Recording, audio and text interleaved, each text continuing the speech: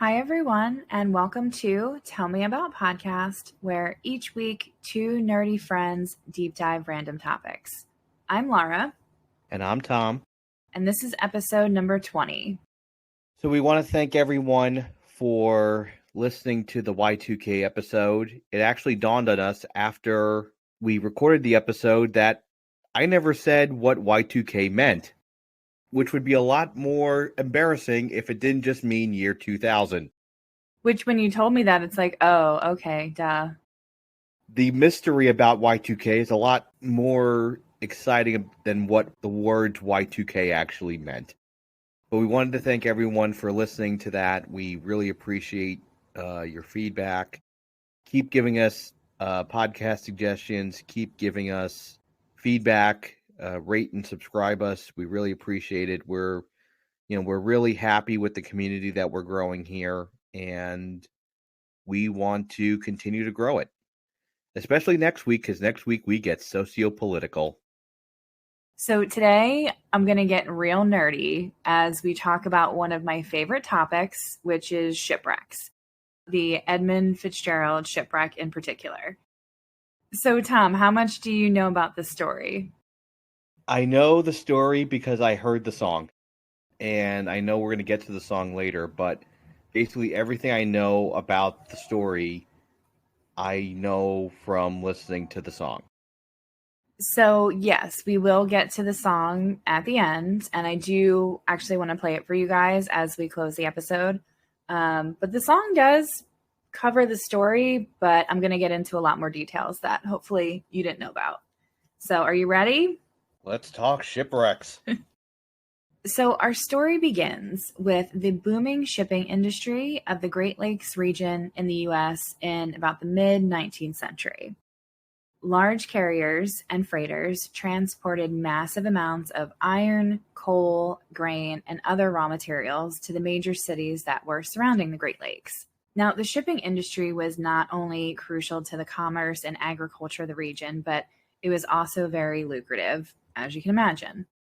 Coal that was transported powered industrial facilities in cities like Duluth and Cleveland, and grain transport supported cities like Buffalo and Chicago.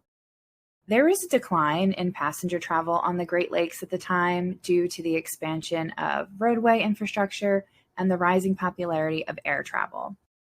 Large-scale freighters became like a golden ticket, and it was about building the biggest ships to carry the most tonnage, arriving in the fastest timelines. As the industry continued to boom, funding was allocated to construct or repair these lake ports, or locks as they call them, and widening the channels to accommodate larger vessels. Travel routes on the Great Lakes were carefully planned to maximize time and efficiency.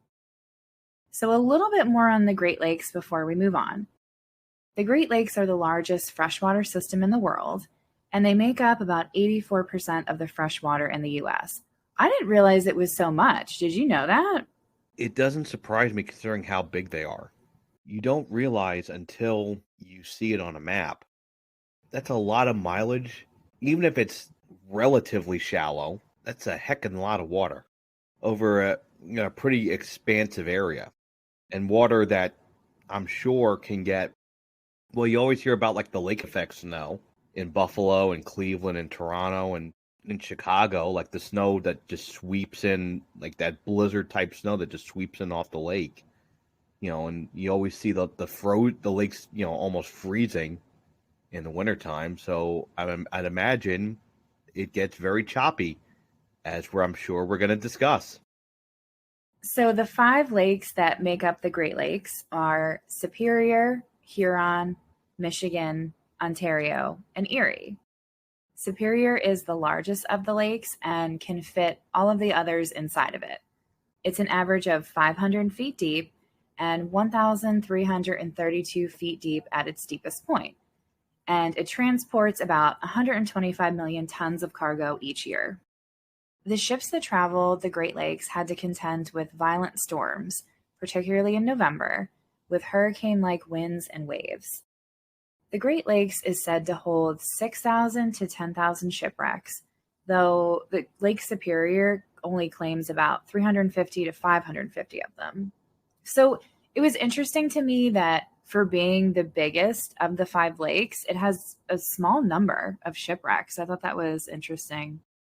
I don't think when you think shipwrecks, you're not talking about like ships colliding with each other. Not in the Great Lakes, no. No, and you're not talking about hitting, like the Titanic hitting an iceberg. You would think it would happen just with the sheer volume of boats and cargo that goes through the Great Lakes. And with how rough the water and the weather can get in the wintertime, you would think it would have happened more. Yeah, that was exactly my thought. So, one of those shipwrecks at the bottom of Lake Superior is the focus of today's episode. In February of 1957, the Northwestern Mutual Life Insurance Company of Milwaukee, Wisconsin, ordered what would be the largest ship on the Great Lakes at the time for $8.4 million. Building began in August of 1957 and was completed the following year in 1958. There was a lot of buzz around the time of construction as people anxiously awaited the completion of this massive ship. Named after the president and CEO of Northwestern Mutual, the Edmund Fitzgerald measured 729 feet long, which was 1 foot less than the limit for a ship on the Great Lakes at the time. And it was only 75 feet wide. So I'm going to show you a picture of it. It was very, as you can imagine by those measurements, it was very long and very skinny. So that's going to matter when we get to what happened. That's a long, skinny boy. So for our listeners, you have the bow and the stern kind of like coming up at each end. And then there's a long, low, flat, straight deck, as they called it, all in the middle. And all the cargo that is shipped is stored in that part. I've never seen one that long before. Oh, God. The Edmund Fitzgerald weighed about 13,600 tons and could carry up to 26,000 tons of cargo in its hold. The interior of the ship was described as lavish, both for guests and crew. They had air conditioning, personal showers, and leather recliners. There were fancy staterooms for corporate guests, and the ship boasted advanced navigation, radio, and communications equipment for the time. Edmund Fitzgerald was not only said to be very proud of his namesake, his family had notable investments in the coal and iron industries. The ship was literally going to be a cash cow for them. I know how you feel about that shit. I can go on an absolute rant about capitalism, but I am going to hold my tongue. You don't think it's convenient that his family had stake in the coal and iron industries? I mean, pretty much any family who did anything in America in the 18 and early 1900s had stakes in everything. Whether it was coal or iron or steel or the railway industry. We could do a whole episode just about company towns. Nothing really surprises me. The great quote-unquote families that built the country really just the venture capitalist bros of yesteryear. Instead of wearing boat shoes and driving Teslas, they all had handlebar mustaches and wore top hats. So perhaps a little bit of foreshadowing during the ship's commission should have given the family a little bit of pause. About 10,000 people watched in awe as the ship was first laid into the water. Fitzgerald's wife, Elizabeth, broke a bottle of champagne across the bow of the ship, which was a standard ceremonial practice. It took her 3 times to finally break the bottle, which was considered to be very bad luck.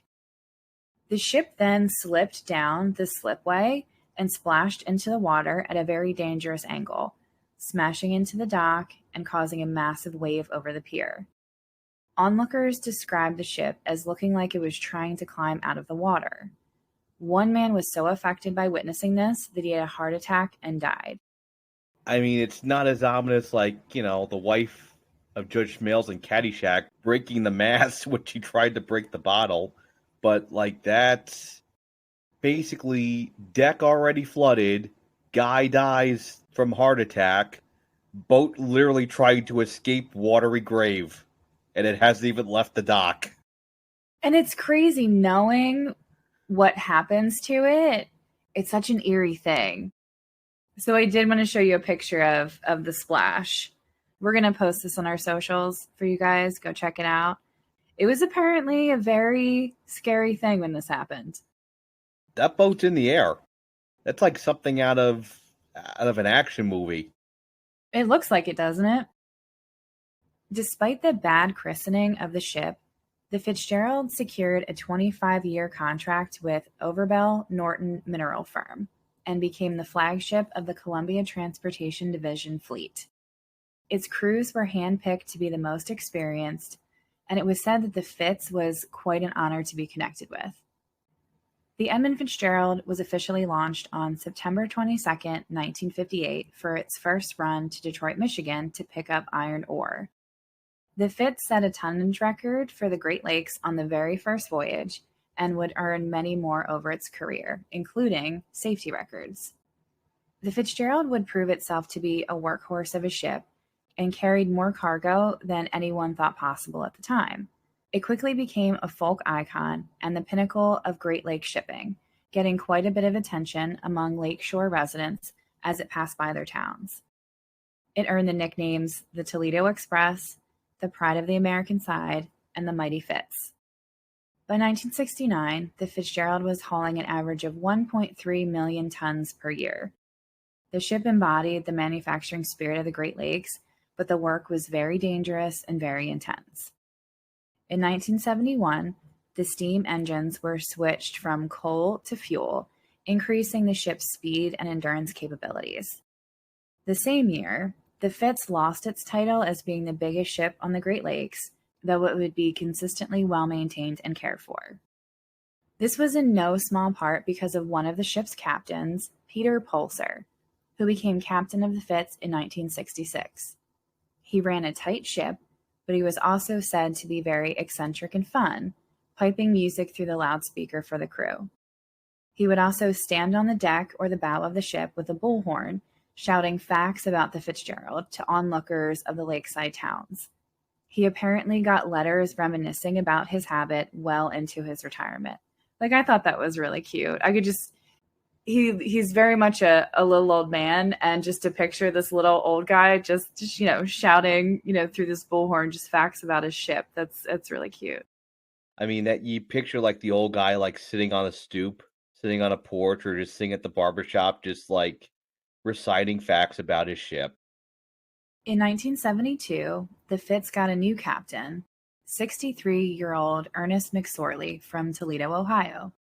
McSorley spent his entire adult life working on ships and made his way up to captain in 1951. Unlike Pulser, he was said to be a bit distant from the crew, but he was very much an experienced professional. McSorley knew the importance of timely departures and arrivals of the ship and was well liked by the owners because they ensured him their profits. By 1975, he was nearing retirement, a decision that had been influenced by his wife being admitted to a nursing home around that time.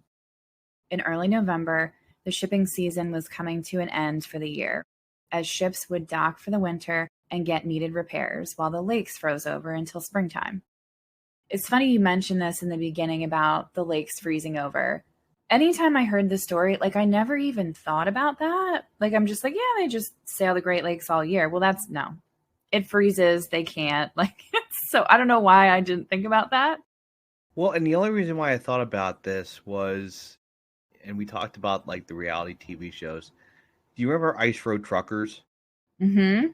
I forget where that was between. It was somewhere in the Northwest. It's either somewhere in Canada, up in the Northwest Territories or the Yukon or somewhere, I forget.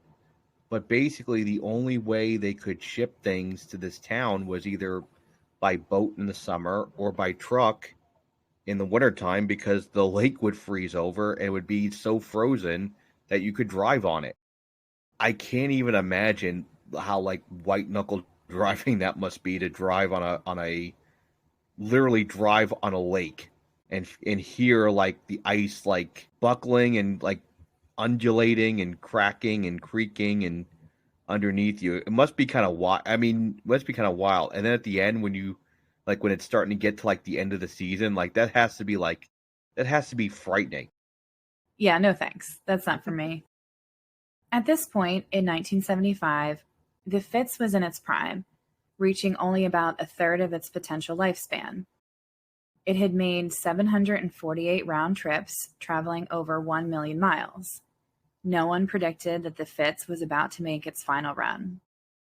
Around 8 a.m. on the morning of November 9th, 1975, the Fitz was preparing to depart Burlington-Moreland Railroad, Dock Number 1, in Wisconsin, to head across Lake Superior to Lake Huron to a port near Detroit, Michigan, carrying 50,000 gallons of fuel and 26,000 gallons of iron ore pellets, also called taconite.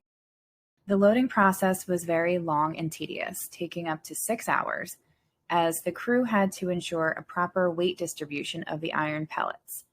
If it was too much weight on either side, the ship would risk capsizing, and if the weight was too much in the center or the midship, the ship would drag along the bottom as it departed or eventually snap in two. Now, I watched this video of the crew loading the ship, and there was what looked like this horizontal traffic light, and it was used to indicate the proper balance of the ship. So if the Fitz was listing to either side, it would light up to indicate which side it was listing on. I mean, I guess you could see it, but if it was more subtle. And then if it was properly distributed, then the light in the middle would light up. So it was just really kind of cool to see. I'm sure the technology is much better today about how they do this, but it was just really neat to see them doing this and how it worked and with the light system. It was pretty neat. It's kind of wild because it makes it sound like there's somebody's job to just run back and forth and just shift the load so that it's not listing to one side. Another interesting thing to note was that there was some empty space left at the top of the cargo bays due to the weight of the iron and its proper distribution. So this is going to be important later. Once it was properly balanced, massive watertight steel plates that weighed about 7 tons each would be placed over the cargo bays, secured by 68 clamps, which had to be tightened manually. The Fitz and its captain and its crew made this trip many times before, and this one seemed no different. Around 2:15 p.m., the Fitz departed on its way. The third mate's wife supposedly stood near the dock as the ship pulled away, hoping to wave goodbye to her husband, but he was working below deck at the time. She waved to the other crewmen, and this would be the last time that anybody saw the crew alive, which makes me so sad. She didn't know, but it's she missed that chance of seeing her husband one last time. You know what I mean? So it's a bit, that's sad.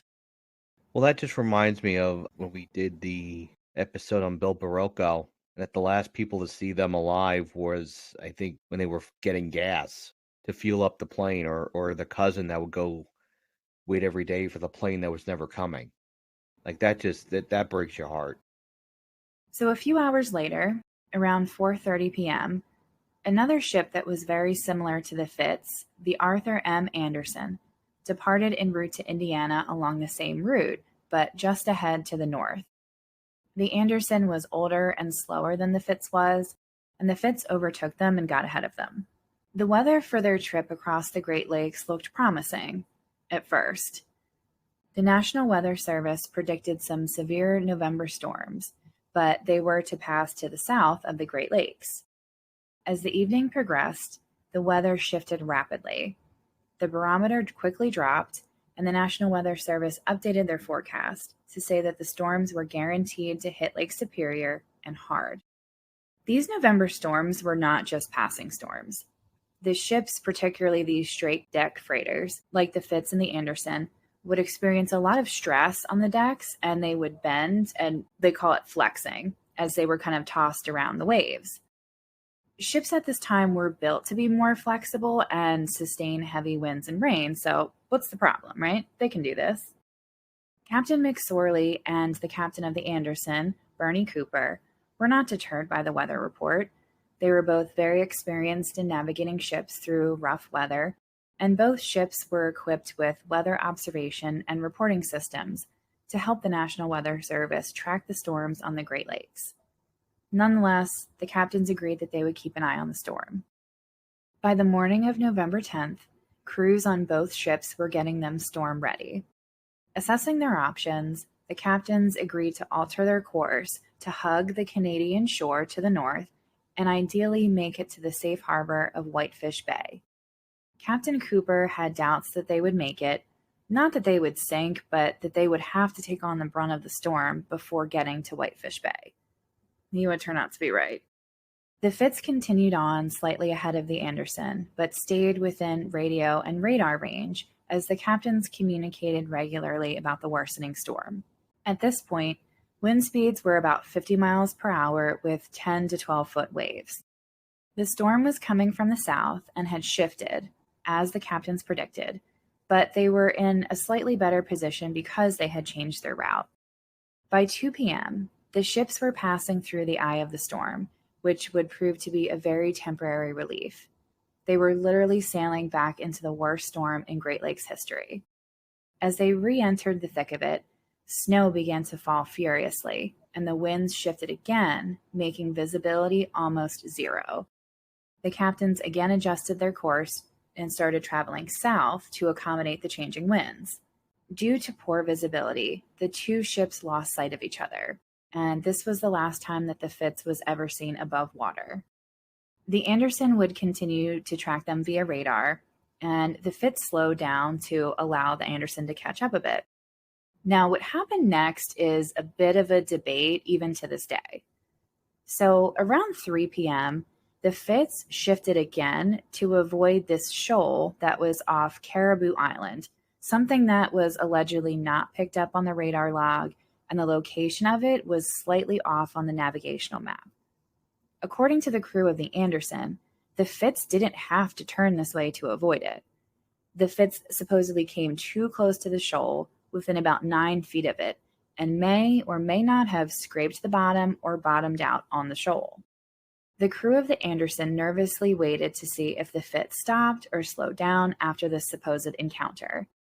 The Fitz continued on, and Captain McSorley got on the radio to let the crew of the Anderson know that he had a few railings down on the side of the ship, and several of his cargo vents were lost.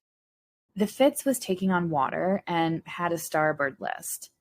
Captain Cooper asked if McSorley had activated the water pumps, which he said that he had, but that the water level inside the ship wasn't getting any better or worse. The winds were approaching 70 miles an hour by this point, and the ships were still about 4 to 5 hours from Whitefish Bay. The Fitz called the Anderson about an hour later to let them know that their radar was now inoperable and they needed assistance navigating. The crew of the Anderson agreed to help. McSorley then called the Coast Guard in Michigan, saying that he tried to use the radio direction finding equipment on the ship to ping off of the beacon from Whitefish Point, but that he couldn't get a signal. The Coast Guard confirmed that the beacon was offline and they were trying to get it back up and running again. By 5 p.m., the Anderson was still guiding the Fitz by tracking their radar. The storm continued to batter both ships, and the waves were crashing right over the straight decks. By 6 p.m., wind speeds reached 85 miles per hour with up to 25-foot waves. So this was hurricane-like conditions. This was rough. It seemed like the ship was just getting battered left and right. Like, I can't imagine being on the ship while this was happening. It's not just the wind, it's the wind whipping the water into the hull. Exactly. Now I want to show you, so I found 2 weather maps, and this first one I'm going to show you is of the wind speed. So do you see where it's like super dark purple, like right in here? I mean, it's like a hand literally slapping the water with wind. So that's where they were, in this most severe area. And then for the wave height, you can also see the purple area. They were right in there too. So they were literally at the height of the wind speed and the waves at this point. Now, when they took on water, was it just the water crashing over? Is that how the water got in, or did something breach? That is an excellent question, and something that's still not super conclusive today. So I will get into it a little bit more later, but McSorley said that they were taking on water after they passed the shoal. So it is believed that he did damage the ship to some degree at that point, or the storm damaged the ship at this point and was able to knock off those hatch covers and let water in. So it was somewhere at that time, either the shoal or the storm. We're still not sure which one it was. I don't know if he knew what it was. For the storm itself to basically breach a steel hull, I mean, that's pretty fucking impressive. By 7 p.m., the Fitz was still about an hour away from Whitefish Bay, and it was still being closely followed by the Anderson, which was about 10 miles behind them at this point, and they were staying in frequent communication. 10 minutes later, the Anderson spotted another ship about 10 miles away from the Fitz, but coming in the other direction. They confirmed with the Fitz that they were clear of them and the ship would pass to the west of them. The Anderson crew asked how they were doing, and the Fitz crew replied, "We are holding our own." These were the last words that were ever heard from the Edmund Fitzgerald. As the snow started to subside and the visibility got a little bit better, the Anderson crew realized that they didn't see the Fitz ahead of them, but they could see other ships that were further out. At first, Captain Cooper thought that the Fitz just had lost power and he was keeping an eye out for it. By 7:20, Cooper couldn't find the Fitz on the radar and started calling them with no answer. He called another ship that was close by to ensure that his radio system was working properly, and it was. Cooper then called the Coast Guard to report his concerns but received no follow-up about it.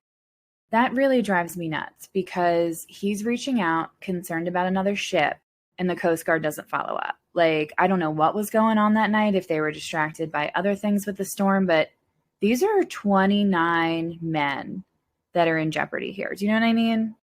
As always, it seemed like somebody dropped the ball. Yeah. Yeah, I don't get that at all. No one thought, that's peculiar. A ship was there, and now it's not. It did seem to take them a little bit to respond to this.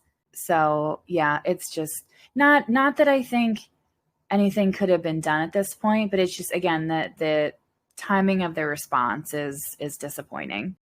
Yeah, to say the least. Captain Cooper also began calling other ships to confirm that they couldn't find the Fitz on the radar or make contact with them either, and they couldn't. At 8:32 p.m., Cooper called another Coast Guard division to again state his concerns, saying, quote, "I'm very concerned about the welfare of the steamer Edmund Fitzgerald. He was right in front of us, experiencing a little difficulty. He had taken on a small amount of water, but none of the upbound ships have passed him yet. I can see no lights as I did before, and I don't have him on radar. I just hope he didn't take a nosedive." By 9 p.m., the Fitz was officially declared missing, and the Coast Guard began a multi-unit search for the ship. Because of the weather conditions, it was really difficult to enlist others to help in the search. After the Anderson had safely reached the port in Whitefish Bay, the Coast Guard had asked him to go back out to help look for the Fitz. Cooper was reluctant at first, fearing that something would happen to his ship and his crew as well. He finally did agree and went back out to look for the lost ship. He was one of only a few of the nearby freighters that assisted on the search efforts that night. Like, I get it. I saw this documentary and it's really, really good. I can link it in our show notes.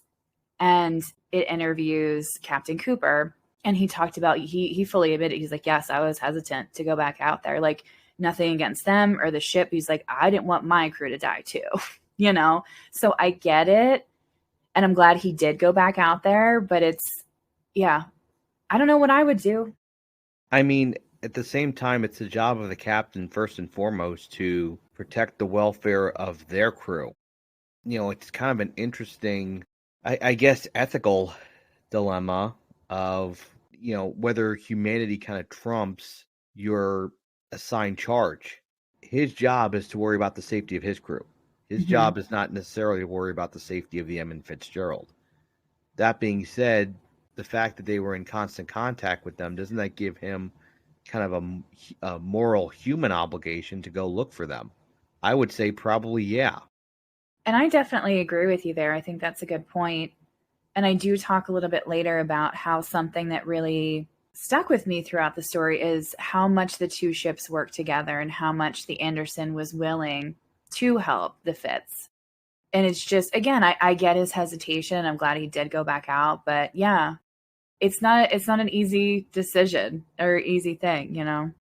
And no, and it's, you know, it's those types of decisions that really kind of define someone's humanity to an extent. It's making a decision, it's being selfless, it's putting others in front of yourself. Helicopters and rescue vessels conducted a massive search of the area, but none of the crew of the Fitzgerald were found, dead or alive. The next morning, a few clues were found. A mangled lifeboat from the Fitzgerald, as well as pieces of life jackets, oars, and air tanks were found. A small oil slick was found on top of the water in the same area. There was evidence that the lifeboat was still locked in its cradle on the ship when it detached. So that tells me obviously there wasn't time, or they didn't release that lifeboat to try to save themselves, Yeah, I would agree with that. 4 days after the Fitz went missing, an aircraft carrying side-scan sonar detected two large objects at the bottom of Lake Superior. It wasn't officially proven that it was the Fitz until the following May, when an unmanned water vehicle went down to the wreck site and confirmed it. The Edmund Fitzgerald sits in 530 feet of water, a few miles shy of Whitefish Point. They were so close. That's what gets me too, is they were so close. I think what's wild is when you think about miles in terms of like driving or walking, that's one thing. But even just a couple miles on the ocean feels like an eternity. It doesn't seem like they were that close, but they were. When you think about the whole thing of, well, it's quote unquote international waters are 6 miles out. That's always the trope of like, once you get 6 miles out, there are casino boats and, everything that's like this just lawless place, international waters. And then you think about it, 6 miles isn't that far. 6 miles is 10 minutes of driving, basically. And I think just because of how vast it is when you're out there, because when you're out there, you don't see it. It's just all flat. You know what I mean? And it's just all kind of this homogeneous landscape. It makes things seem a lot further than they really are. And that's the wild thing about it, is they almost made it.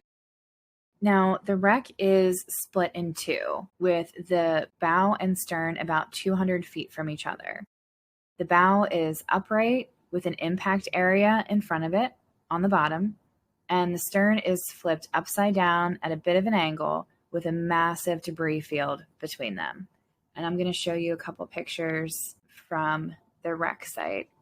And to me, and this is part of the reason I find shipwrecks so fascinating, is when you see the pictures of it under the water, it always has that like bluish green tint to it. You know what I mean? And it looks very creepy. It's very ominous and creepy. And there's something really interesting about it.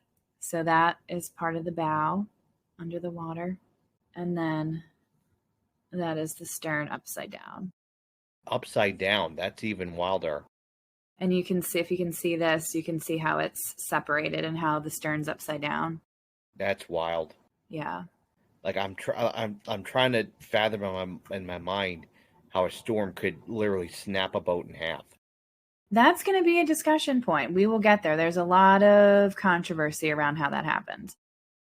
The National Transportation Safety Board, or the NTSB, and the Coast Guard launched this massive investigation to determine what happened to the Fitz. They interviewed eyewitnesses from the Anderson, the dock loaders, and past crewmen of the Fitz. They reviewed weather reports, inspection records, and logs from other ships around the area that night. It was supposedly the most thorough investigation of a shipwreck on the Great Lakes. Months later, they released a report with the conclusion that the clamps on the hatch covers failed or were not properly secured, leading to a steady flooding into the cargo hold. As the Fitz weathered the storm, water filled the ship, starting with that empty space, as I mentioned, above the iron ore pellets. The ship became increasingly unstable and sank below the waves, though many people disagree with this report's conclusions, myself included. The president of the Lake Carriers Association, former Coast Guard Vice Admiral Paul Trimble, wrote to the NTSB and Coast Guard arguing that their findings were wrong. Others made multiple dives to the wreck to thoroughly examine the ship, looking for damage or stress points to help explain what happened. It still yielded no conclusive answers. So there are several theories that have emerged over the years, and I want to talk briefly about each one. It could be a combination of these, but afterwards I want to know what you think happened. So the first theory is pretty straightforward. It's the weather and waves theory. And this essentially theorizes that it was the wind and waves alone just became too much for the ship to handle and it sunk. That to me is a little too simplistic. I think there's more to it than that. Then there was the rogue wave theory. Now, there's this phenomenon that happens on the Great Lakes in which these three rogue waves, as they call them, or three sisters, as it's also known, they form these waves that are a little bit larger than normal. Now, the first wave produces a large amount of water on the ship decks, and then the second and third subsequent waves hit with the same intensity, but it's before the ship is able to recover and clear the water. So it's literally just one after another after another. These rogue waves were spotted that day and around the same time of the sinking of the Fitz. After the bow went under, supposedly, McSorley may have thought that he would come back up to the surface, but then never did. They could have been pushed and crashed into the bottom, snapping in half at the surface. And that would explain the impact area in the front of the bow. This would also explain why there was no distress call. Either it happened so quickly, very sudden, or catastrophic, or McSorley thought that he could recover. I'm still not really sure which one it is. I tend to lean more towards it was more sudden and catastrophic. Well, and that would make sense because if the three waves, if it's hitting on the same side, the momentum is going to push the ship on its side. It would almost kind of capsize it. And there's this animation, and if I can find a good video of it, I'll put it on our socials, where you can essentially see how this theory works, and the bow just kind of crashes in, and like you see the stress of the middle of the ship as the bow crashes, and it just snaps at that point. It almost just becomes like the Titanic. It's straight up in the air, snaps. The third theory is the cargo hold flooding theory. And this was the theory that was concluded by the NTSB and the Coast Guard investigation.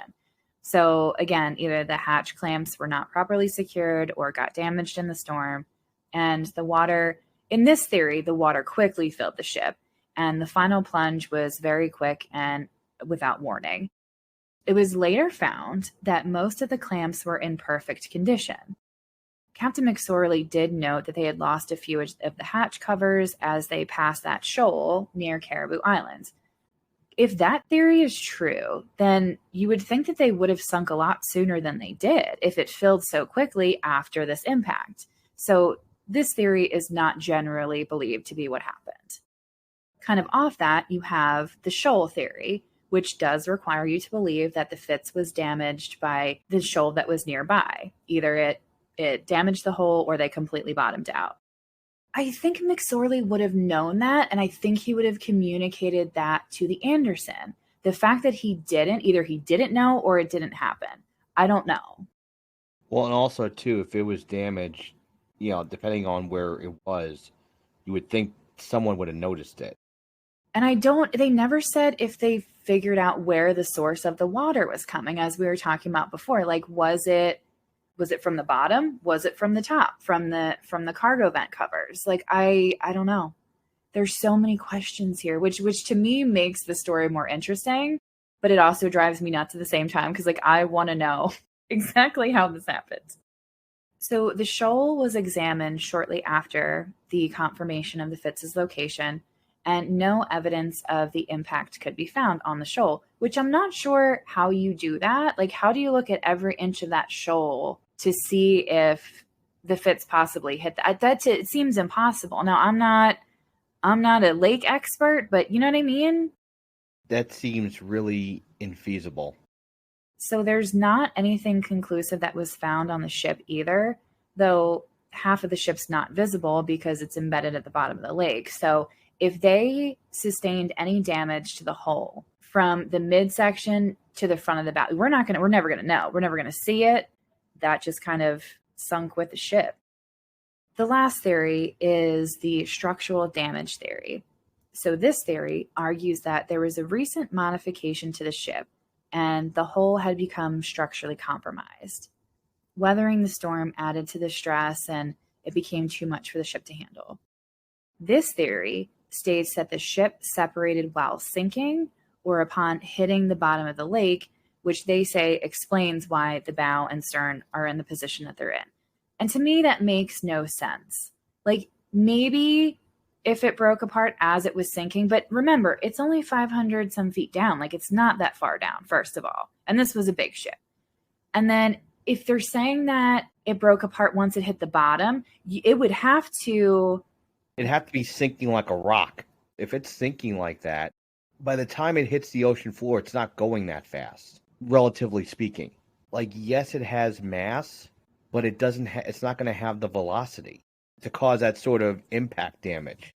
And what gets me is that if it broke upon impact, the stern part of it would have had to bounce back up and then flip over and land upside down. I don't think with as heavy as it was that this thing was bouncing and flipping, in my opinion. The ocean floor isn't a trampoline. It's not. The most likely scenario to me is that it was already snapped as it was sinking. Another part of this theory is that Captain McSorley did not care for the ship as well as previous captains did. Repairs to the ship that were needed were just patched up, and McSorley pushed the ship to prevent delays that would impact revenue. The crew was, unfairly in my opinion, judged for this alleged complacency with the maintenance of the ship, and that was never conclusively proven. So, several questions that remain unanswered. One, obviously, what is the exact reason that it sank? Why was there no distress call? Did it happen quickly? Again, it must have happened quickly. How were the other ships able to weather the storm? Why did it break and land the way it did? There's been so much speculation and argument about what happened to the Fitz over the years. It's actually been called the Titanic of the Great Lakes, in part due to the fact that it is the largest known shipwreck resting at the bottom of the Great Lakes, and it was also the biggest financial loss taken by the industry. Not only did the sinking cost them $24 million, several lawsuits were filed by the family members of the crewmen. I don't know if they won those lawsuits. I do think they were paid out something by Northwestern Mutual, I want to say. I don't know how much, but I think they paid them something. I would hope so.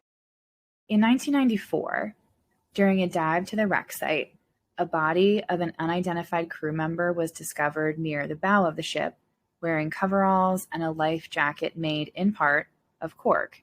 Now, this fact makes me think that they had some knowledge that they were in serious trouble towards the end because, again, I don't work on a ship, but if they're to the point where they're putting on life jackets, like, they knew something was going to happen. You know what I mean? No other bodies were seen during other dives to the wreck, although divers weren't able to fully access the interior of the ship. Now, reports and pictures of this body that was found was circulated after that dive, greatly upsetting the family members of the crew, as you can imagine. I would be very upset myself if this happened, if one of my family members had died in the shipwreck. And not saying that that was my family member that was the body, but it's gross. Yeah, it's gross. It's gross. It's obscene. And what I was going to say before is I have more questions than answers. It's such a mystery, and that's a big part of the story too, and the fascination around this. So in 2005, the Ontario Heritage Act prevented any more dives to the wreck site of the Fitz, designating it a burial ground. And I'm glad they did. As much as I, again, love shipwrecks and these stories and love to see pictures and videos from this, there is something in that, let's just leave it alone. You know, this is essentially a graveyard. So I get it, as fascinated as I am by it. A year after the wreck, Gordon Lightfoot wrote a now famous song describing what happened to the Fitz after reading an article about it. Now, as I mentioned, we're going to play that song at the end of the episode, so stay tuned for that. One line of the song refers to the lake that never gives up her dead, meaning that the bodies from the shipwrecks never float to the surface and remain intact within the ship on the bottom of the lake. Now, this happens for two reasons. One, the water is so cold on the Great Lakes that it affects the buoyancy of the bodies, keeping them at the bottom. And two, bacteria is unable to grow in such a low temperature of water, and the bodies aren't consumed by it and eaten up by it. Now, there are other shipwrecks on the Great Lakes where bodies are confirmed to still be intact and preserved decades and decades later. So it's such a creepy thing that they're just frozen in time. It's overwhelming to think about. A little interesting tidbit about Lightfoot too. So he had written this song based on reading a Newsweek article about it in 1975. So basically, he saw an article and was just like, "Okay, I'm going to write a song about it," and so it becomes one of, if not arguably, his biggest hit. Now, he had other songs. He wrote a song about the Detroit riots in the 60s. His biggest hits were in the 70s. There was a song called If You Read My Mind. There was another song, Sundown, that's, sundown, you better take care and find you creeping around my back stairs.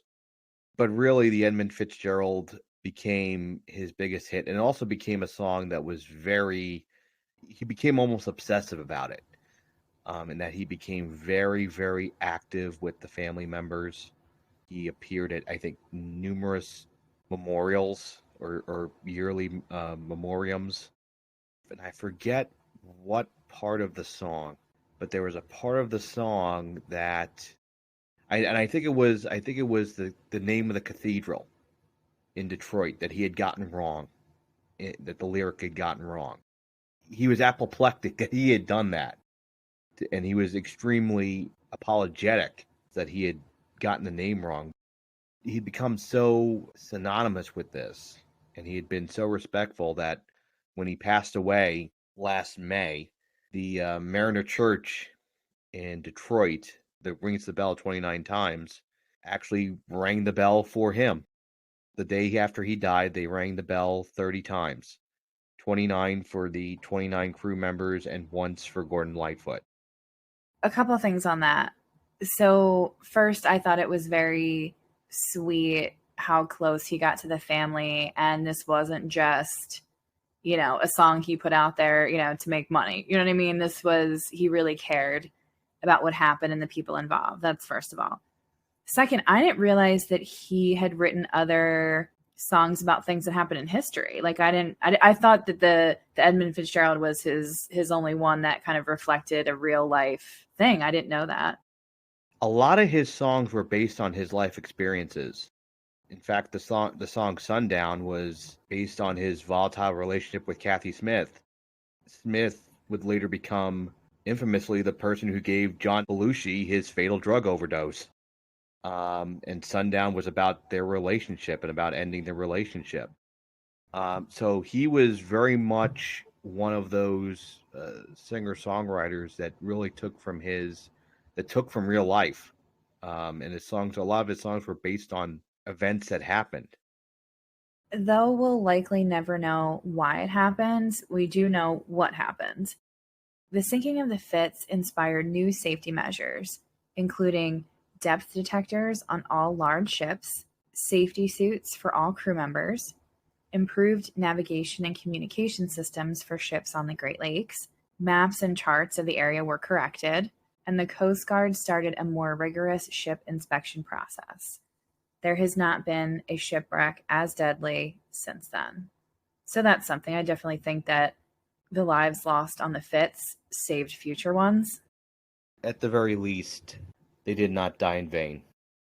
Now, in 1995, the Fitz's bell and anchor were retrieved from the ship, and a memorial was constructed on Whitefish Point.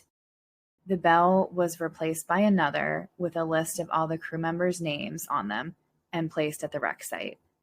This did bring some closure to the still grieving family members. And I did watch, I think it's part of that documentary where Captain Cooper gives an interview. There's this ceremony back then after they raised the bell, and somebody from each family got to go up and ring the bell as they called the crew member's name. And it was very solemn.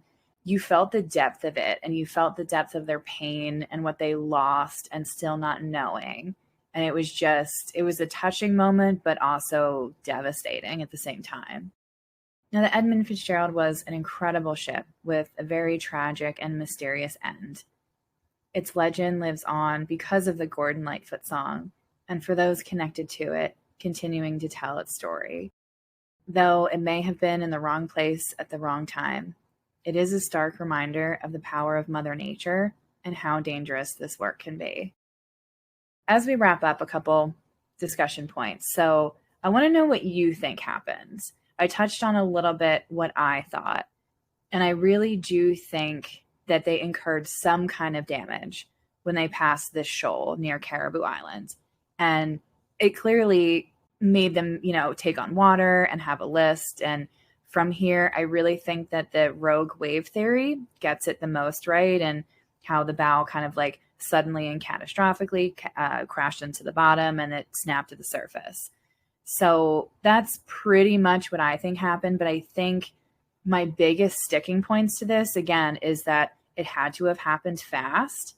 And I really do think it broke at the surface. But I want to hear what you think. That's what I think happened. I think it snapped at the surface. I think the waves just literally just shoved it on its side. And the stress of being on its side was too much for the hull to take. I mean, it's easy for me to say, oh, water alone couldn't cause that kind of damage to the hull. Water can be extremely forceful when it wants to be. I think the rogue wave theory is a lot more plausible than what has been officially kind of determined, and even more plausible than the damage by the shoal. You don't think it hit the shoal at all? I don't know. I'm not sure if it hit the shoal at all, but I think the rogue wave theory is really, I think that's the one. Because I do think something happened around the shoal for him to say that they lost fencing and they lost those vent covers and those cargo vent covers. Yeah, something happened along that. Either, again, a wave, or they did hit the shoal, something around that time. Now, I wanted to mention, because there's a lot of debate on when the Fitz split up. And there's a couple other ships that were designed exactly like the Fitz that snapped in half in a similar way before the Fitz did. And their decks weren't as flexible as the Fitz's was. Now, one story was that the ship had snapped in half, and there were several crewmen that were able to abandon it and get into a lifeboat. And they thought that they spotted another ship coming to rescue them, only to realize that it was the stern part of their ship still being powered by the steam engines, just like plugging along. So it's just I would have been like, to think that, okay, it's another ship, they'll see us, they're coming to rescue us, and then to realize that is the ass end of our own ship just continuing to plod along. It's crazy. Is it good that our ship is showing its ass? Right? And they did, the video I watched showed a little animation of this, of like what would have happened. And it's like, what the fuck? That's a what the fuck moment. So my other question for you was about the captain. Do you think that he either did push the ship too hard, or think that he could handle it? Because it's like, by the time he knew he was fucked, like, it was too late. Like, what are you gonna do at that point? You know what I mean? If he knew it at all. I don't know if he ever got to the thinking that, yeah, this ship is going down. I don't know if he ever got to that point. When you become a captain, when you reach that type of status, very few people reach that type of status without some sort of integrated hubris or ego, bravado, hubris, whatever you want to call it. You don't reach that station in your profession without it, to some extent. And so I'm sure there was, not necessarily an ego that the ship could push it, but more an ego of, I know I can get this ship through. To succeed at that point requires a certain level of hubris and ego, and that's for any of us in any profession. Also, too, you have to remember this is 1975. Radar weather is a very inexact science, and so I think conditions changed very rapidly. I think once that happened, it was at a point where it was kind of too late to, at that point, it's almost like, well, we've gone too far now. We Yeah. have no choice but to push forward. That's something I thought about again. Like, I've known this story for a long time, just being the shipwreck nerd that I am. But as I kind of went through it again, it was like, why didn't they stop? Like, when it was getting bad, and they were too far from the shore, but like, why not on the 9th? Why not earlier on the 10th? Did you just get to any port? But again, I don't know if that was possible. I don't know if it was possible either. I think it was hubris, and I think it was also a lot of circumstances that arose very quickly that were beyond their or really anyone's control too. Pardon the pun. They kind of combined to create kind of a perfect storm, and almost a unreplicable set of circumstances that spell doom. And I think because there is so much mystery around it, at least for me, like, it tends to make me think more about like their last moments and like what happened and what they were thinking, if they knew it all, you know. No, no, it's just very sad. So the one positive thing I feel like that came out of this is, as we said earlier, I really appreciate how the Fitz and the Anderson were kind of in it together, and the Anderson was helping them, navigate and stuff like that. And I like to see that camaraderie a bit, and I think the Anderson did what they could. But I wonder if the crew and the captain had any like survivor's guilt, like being able, because they were the older, slower ship. And you would think on paper they would be the ones to go. You know what I mean? But I wonder if any of them had that. I'm sure they did. I mean, I'm sure they did, but I also think there was also but for the grace of God, go I. That it wasn't Because us too. one thing you kind of see is, this is kind of portrayed in the song, is that sometimes the lake just calls your number, and it happens before you even realize it. No, I'm sure you agree that the decision to close the wreck site was the right decision, right? Absolutely. Yeah. Not even, that's not even it's shocking it took as long as it did. And like I said, as much as I love this shit, I do feel like you need to respect it. And if this brought any kind of peace to the family members, then absolutely. Yeah. As we wrap up, I just want to mention two of my favorite YouTube channels. And I did mention the one in our first episode about the Titanic is Historic Travels. He's great. Go check him out. He does a ton of different shipwrecks. And then another one is called Maritime Horrors, and they cover all shipwrecks and disasters and stuff like that. So it's not a super enlightening channel, but it's really interesting. They get into a lot of detail. The host of the channel is super knowledgeable. So if you like any of this stuff, if you want to know more, definitely go check out their two channels on YouTube. Okay, everyone, that's our show. So tune in for another episode from Tom next week. Tom, you want to give us a hint? Oh my goodness. We involve geopolitics, we involve negotiations, we involve gamesmanship, smashed ankles, totem poles, giving Soviet children gum, and one human being threatening to fight another human being by way of just hand signals. I could not explain this to you succinctly. If I tried, I will need a full episode. All right, so definitely tune in next week for that.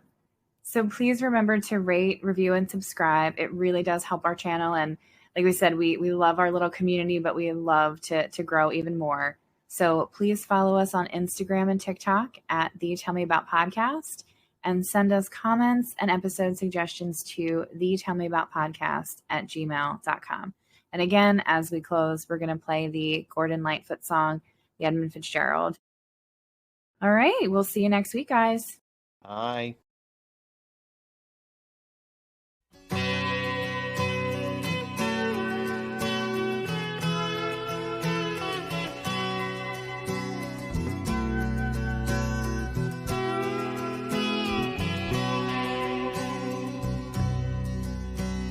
The legend lives on from the Chippewa on down of the big lake they call Gitchagumi. The lake, it is said, never gives up her dead when the skies of November turn gloomy. With a load of iron ore, 26,000 tons more than the Edmund Fitzgerald weighed empty. That good ship and true was a bone to be chewed when the gales of November came early. The ship was the pride of the American side, coming back from some mill in Wisconsin. As the big freighters go, it was bigger than most, with a crew and good captain well seasoned, concluding some terms with a couple of steel firms when they left fully loaded for Cleveland.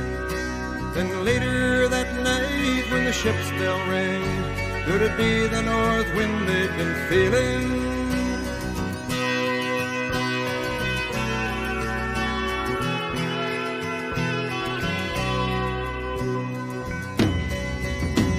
The wind in the wires made a tattletale sound, and the wave broke over the railing.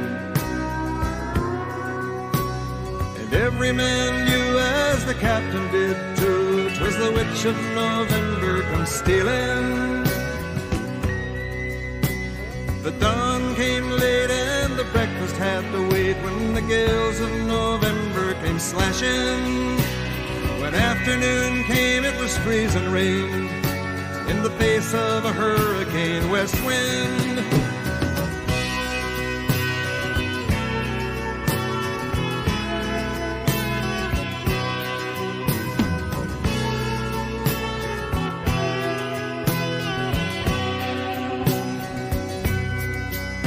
When supper time came, the old cook came on deck saying, "Fellas, it's too rough to feed you." At 7 p.m. a main hatchway caved in. He said, "Fellas, it's been good to know ya." The captain wired in, he had water coming in, and the good ship and crew was in peril. And later that night when his lights went out of sight, came the wreck of the Edmund Fitzgerald.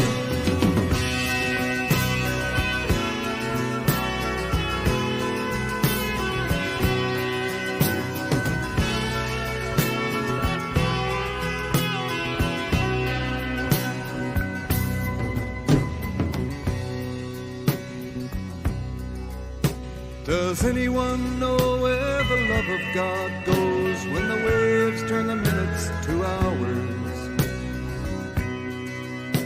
The searchers all say they'd have made Whitefish Bay if they'd put 15 more miles behind her.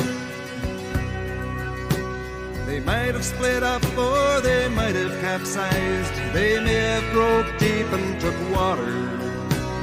And all that remains is the faces and the names of the wives and the sons and the daughters.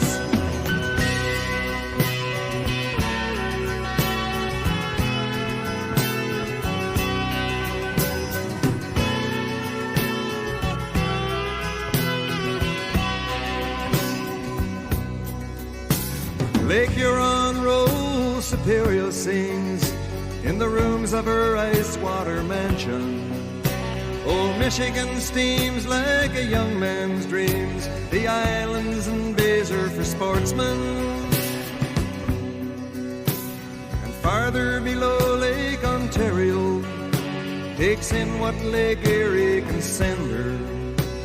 The iron boats go, as the mariners all know, with the gales of November remembered.